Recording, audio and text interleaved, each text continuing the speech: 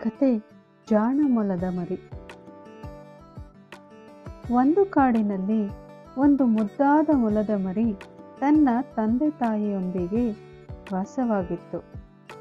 ಅದರ ಮೈ ಅಚ್ಚ ಬಿಳಿಯ ರೇಷ್ಮೆಯಿಂದ ಮಾಡಿದಂತೆ ಶುಭ್ರವಾಗಿತ್ತು. ಅದರ ಕಣ್ಣುಗಳು ಗೊಂಬೆಯ ಕಣ್ಣುಗಳಂತೆ ಮೋಡಿ ಮಾಡುವಂತಿದ್ದವು. ಅದರ ನಡಿಗೆ, ಆಟ ಎಲ್ಲವೂ ಸುಂದರವಾಗಿದ್ದವು.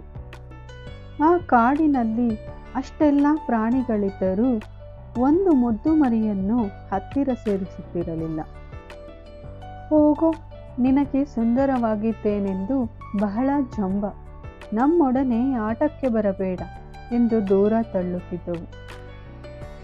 ಮುದ್ದು ಮೊಲದ ಮರಿಗೆ ಅಳು ಬರುತ್ತಿತ್ತು. ನಾನು ಸುಂದರವಾಗಿರುವುದು ನನ್ನ ತಪ್ಪ, ನನಗೆ ಯಾರೂ ಸ್ನೇಹಿತರಿಲ್ಲ ಎಂದು ಬೇಸರ ಪಟ್ಟುಕೊಳ್ಳುತ್ತಿತ್ತು. ಆದರೂ ತನ್ನ ಸುತ್ತಮುತ್ತಲಿರುವ ಗಿಡ ಮರಗಳೊಂದಿಗೆ ಮಾತಾಡುತ್ತಾ ಆಟ ಆಡುತ್ತಿತ್ತು, ಸಂತೋಷ ಪಡುತ್ತಿತ್ತು. ಹೀಗೆ ಆಡುತ್ತಿರುವ ಸಮಯದಲ್ಲಿ ಒಂದು ದಿನ ಕೋತಿ ಕಿರುಚಿಕೊಂಡ ಸದ್ದು ಕೇಳಿಸಿತು. ವೇಗದಿಂದ ಸದ್ದು ಬಂದ ಕಡೆ ಓಡಿ ಮೊಲದ ಮರಿ ಕಂಡಿದ್ದೇನು? ಕೆಸರು ಹಳ್ಳಕ್ಕೆ ಬಿದ್ದ ಕೋತಿಯ ತಲೆ ಮೇಲೆ ಕಾಣಿಸುತ್ತಿರುವ ಅದರ ಕೈಗಳು. ವಿಷಯದ ಅರಿವಾದ ಮೊಲದ ಮರಿ ಓಡಿ ಹೋಗಿ ಇನ್ನೊಂದು ದೊಡ್ಡ ಕೋತಿಯನ್ನು ಎಳೆದು ತಂದಿತು.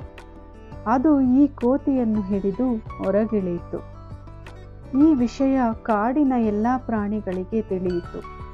ಮೊಲದ ಮರಿ ಸುಂದರವಾಗಿದ್ದಂತೆಯೇ ಅದರ ಹೃದಯವೂ ಸುಂದರವಾಗಿರುವುದನ್ನು ಕಂಡು ಇತರ ಪ್ರಾಣಿಗಳು ನಾಚಿ ತಲೆ ತಗ್ಗಿಸಿದವು. ಅಂದಿನಿಂದ ಮೊಲ ಎಂದೂ ಒಂಟಿಯಾಗಲೇ ಇಲ್ಲ. ಅದನ್ನು ಎಲ್ಲರೂ ಪ್ರೀತಿಸುತ್ತಿದ್ದರು. ಕಥೆಯ ನೀತಿ: ಇನ್ನೊಬ್ಬರ ಸ್ವಭಾವವನ್ನು ತಿಳಿಯದೆ ಅವರನ್ನು ನೋಯಿಸಬಾರದು.